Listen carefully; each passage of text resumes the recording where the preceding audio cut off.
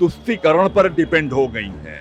उसमें हम मुद्दों की बात को गौण करके केवल तुष्टीकरण की बात 5 साल के लिए हिंदू धर्म, हिंदू जाति के लोग अपने को दबा खतरा महसूस कर 80 बनाम 20 की लड़ाई को वास्तविक धरातल पर उतारने का काम, राजनीति को रद्दी भी कहा गया है और चंडी भी कहा गया है। ये व्यापारी हमेशा से परेशान रहे हैं और परेशान रहे।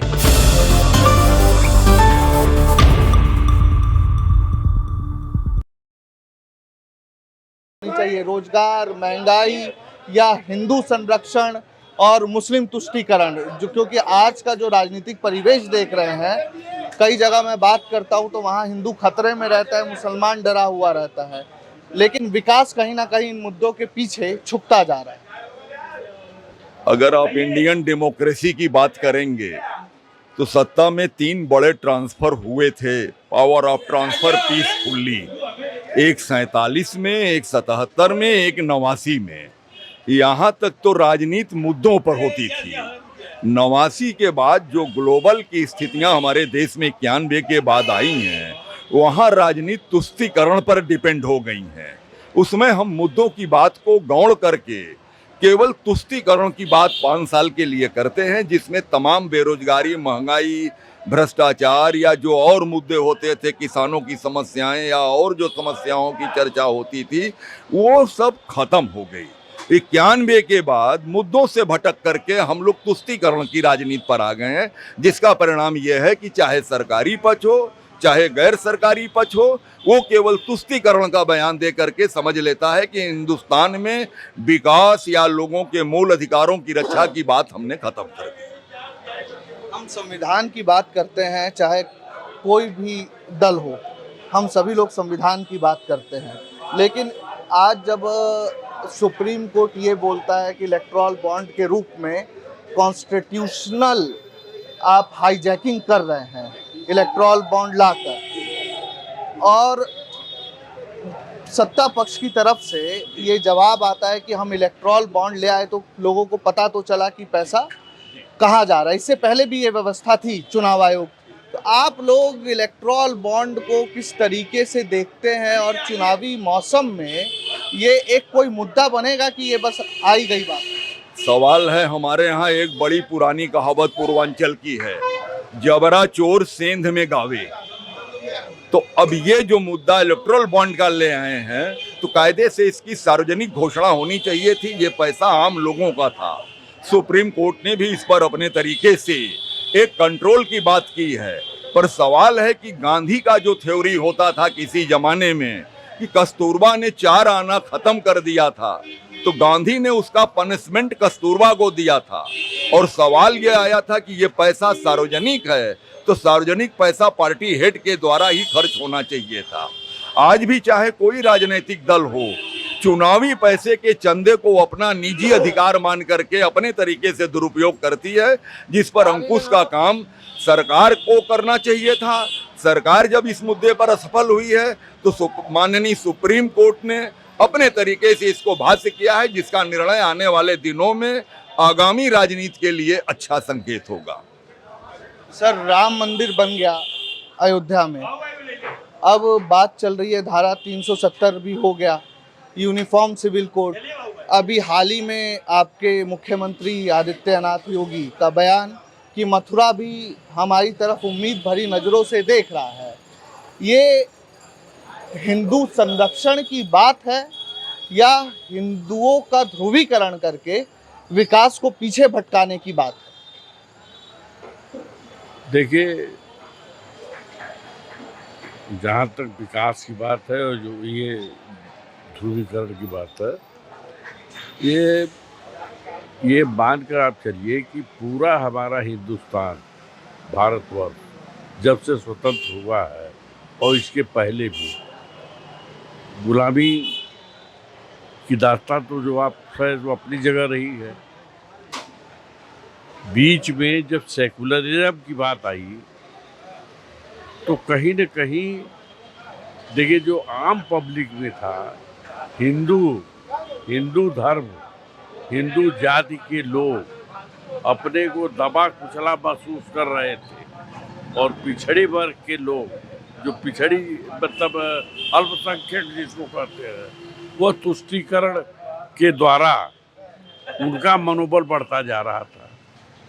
तो मैं तो ये मानता हूँ कि उसके प्रतिशोध में शुद्ध रूप से भाजपा ने जनता के नब्ज को पकड़कर अगले भविष्य की राजनीति को अपने बढ़ाने के लिए सनातन को, हिंदू धर्म को मुद्दा परोक्ष रूप से या कहिए कि अपने शब्दों अपने द्वारा उसकी व्याख्या किया है, और वो 80 बनाम 20 की लड़ाई को वास्तविक धरातल पर उतारने का काम भी किया।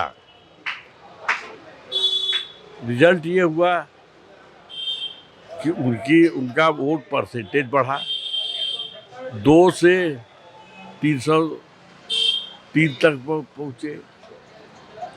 तो राजनीति करने वाला राजनीतिक पार्टी साधु संत नहीं है। राजनीति को रड्डी भी कहा गया है और चड्डी भी कहा गया है। तो शुद्ध रूप से राजनीतिक मुद्दा भी यह है, और भाजपा राजनीति को साधते हुए कांग्रेस के वो जो पहले की कांग्रेस थी, मैं उसकी बात नहीं कर रहा हूँ, कांग्रेस ने भी बहुत काम किया है, लेकिन विगत 10 वर्षों 15 वर्षों के अंतर्गत जो उसकी गिरावट हुई, उसका फायदा भी भाजपा को मिला है। और नरेंद्र मोदी के बारे में एक परसेप्शन आम जनता में जो है, वह निस्वार्थ भाव से देश की सेवा कर रहा है, ऐसा लोगों को महसूस हो रहा है। जब आप कहते हैं कि विकास पर राजनीति क्यों नहीं हो रही है, आप यह भी महसूस करते होंगे कि अभी कल या परसों के स्टेटमेंट में नरेंद्र मोदी ने विकासों की फेरिस्त गिरा दी, और उसने ये बताया कि 10 साल के पहले ये क्या था, चाहे रोड का कंस्ट्रक्शन हो, चाहे सनातन के पुनरुत्थान की बात हो, चाहे गरीबों को मकान देने की बात हो, या गरीबों को अन्न देने की बात हो। बात तो सही है, पहले भी होता था, लेकिन आज ये परसेप्शन हुआ है कि नहीं, भाजपा काम कर रही है, और रोड पर भी दिखाई पड़ रहा है कि नहीं, विकास हुआ।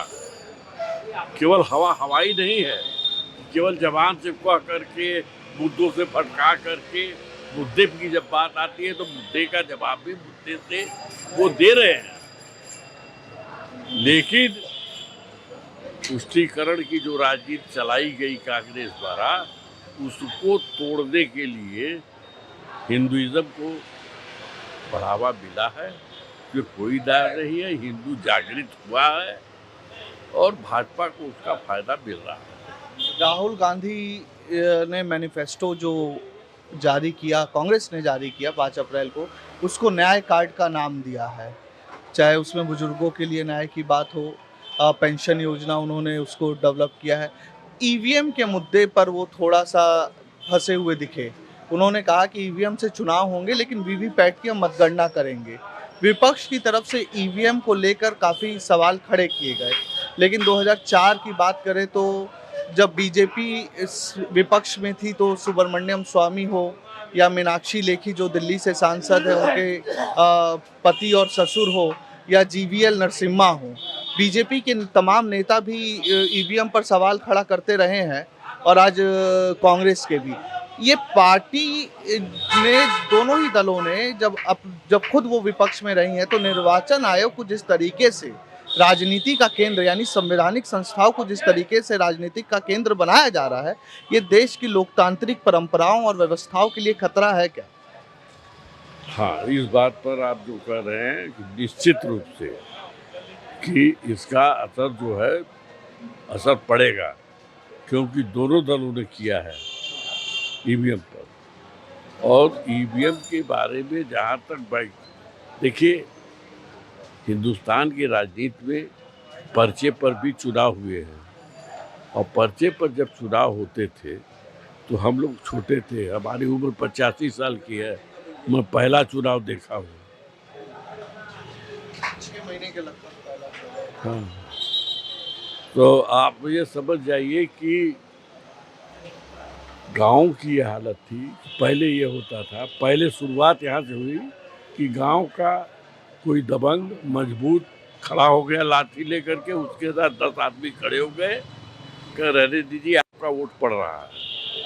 एक तरफा वोट पड़ता था, जिसको जो चाहते थे लोग उसको बनाते थे। उसके हटने बाद गुंडा और माफिया हावी हुए, अपने अपने एरिया में उसका ठिका लेते थे और जिसको चाहते थे उसको जिताते थे। मेरे कहने का मतलब है कि यह तो नितांत गलत था, उसमें सुधार हुआ है, लोग वोट देते ही नहीं थे। आज कम से कम लोग अपना वोट तो जाकर दे रहे हैं। अब एक प्रश्न उठता है कि क्या इसमें भी कोई खराबी है हो रहा है, क्या हो रहा है। इसमें मान लीजिए हम 90% तो श्योर है कि नहीं होता है, 10% ये मान के चलिए कि कहीं होता हो सकता है। तो इसमें चुनाव आयोग की कमी या चुनाव आयोग के द्वारा बगैर मिले तो होगा नहीं। तो चुनाव आयोग का जो चुनाव अधिकारी है, अगर यही गलत हो गए, ब्यूरोक्रेट ही गलत हो गया, तो मशीन नहीं है, कुछ भी आप रखिए कुछ कर सकते हैं। तो ये तो पूरे सिस्टम की बात हुई। अगर पूरा सिस्टम ही करप्ट हो जाए और वो एक तरफ पोलराइज हो जाए तो उसका तो इलाज कुछ है नहीं। लेकिन वर्तमान परिस्थिति में जो दुर्व्यवस्थाएं थी वो हटी हैं, लोग कायदे से वोट डालने जा रहे हैं, वोट अधिक पड़ रहा है। इस व्यवस्था को सुचारू रूप से संचालित करने की में अगर कहीं कोई कमी है तो उसमें सुधार लाना चाहिए, लेकिन ईवीएम कोई मुद्दा नहीं है। सर, सुन पा रहे हैं आप हमें? आपसे बात मैं बस इतना जानना चाह रहा हूँ कि कोई राजनीतिक मुद्दा मेरे पास है नहीं। मैं बस ये जानना चाह रहा हूँ कि भारत जो गंगा जमुनी तहजीब का देश था, आज वहाँ के चुनाव धार्मिक ध्रुवीकरण बनाम तुष्टीकरण के हो रहे हैं। विकास, रोजगार और महंगाई जैसे मुद्दे पीछे छूटते जा रहे हैं। इस देश की लोकतांत्रिक परंपराओं के लिए कितना ठीक है? देखिए, हम एक व्यापार करने वाले व्यक्ति हैं, राजनीति से दूर रहते हैं, केवल अपना वोट डालते हैं, और जिसको हमें वोट डालना है हम अपना डाल तो कर डाल देंगे। कौन क्या कर रहा है इससे हमसे मतलब नहीं है, क्योंकि हमको व्यापार करना है, पहले भी करते थे, आगे भी करना है, तो हमारा तो कोई इसमें दिलचस्पी है नहीं। आप जैसे व्यापारी हैं तो इसमें मैं आपके मन की बात, आप किसको मतदान करें वो आपका निजी हक है, लेकिन मैं आपके से व्यापारी होने की दृष्टि से ये समझना चाहता हूँ कि व्यापारी हर चुनावी पार्टी के मैनिफेस्टो का एक हिस्सा होते हैं। अभी कांग्रेस ने भी व्यापारियों के लिए कई घोषणाएं की, और ये मैं थोड़ा आपसे समझना चाहूँगा, दर्शकों को समझाना चाहूँगा कि सरकारें बदलने से व्यापार में कोई परिवर्तन आता है या व्यापारी के लिए हर चुनाव के बाद का माहौल एक जैसा ही है? देखिए, व्यापारी हमेशा से परेशान रहे हैं और परेशान रहेंगे, क्योंकि वो 2% पे धंधा करते हैं, 18% टैक्स देते हैं, तो खुशहाल कहाँ से रहेंगे। तो इसमें यही होता है कि भैया अपने हिसाब से काम करो, चुनाव कोई जीते कोई आवे कोई जाए, कोई फर्क नहीं। हमें जो करना है हमको तो वही करना है, चाहे दूसरा सरकार आ जाएगा वो भी टैक्स लेगा, जो है वो भी टैक्स ले रहा है, कौन ज़्यादा लेगा कौन कम लेगा ये अपनी जगह है, लेकिन हमको तो जो है अपना व्यापार करना है। किस चीज़ का व्यापार करते हैं आप? हार्डवेयर का। हार्डवेयर। तो जो जीएसटी एक आया है, जीएसटी जो टैक्स है, तो उसमें थोड़ा सा आप समझाइए कि उससे जो व्यापारी है वो संतुष्ट है, या जैसा हमारी समझ कहती है कि अब अलग अलग स्टेप पर जब व्यापारी काम करता है तो अलग अलग स्टेप पर अलग अलग तरह की जीएसटी देनी पड़ती है। नहीं, जीएसटी तो हम लोगों का 18% देना पड़ता है, वो तो देना ही पड़ता है। लेकिन जो माल हम 50 रुपए का लेते हैं तो उस पर 9 रुपए तो जीएसटी लग गया। तो हम जो बेचेंगे तो 9 रुपया रखेंगे तो उसके बाद 2 रुपए अपना रखेंगे। लेकिन अगर ये जीएसटी 10% होता तो हम 5 रुपया रखते, 2 रुपया अपना रखते। कारण का यह है कि पैसा हम लगाए हैं, मेहनत हम कर रहे हैं और टैक्स जो हम गवर्नमेंट को दे रहे हैं। हम 2% कमा रहे हैं, गवर्नमेंट को 18% दे रहे हैं।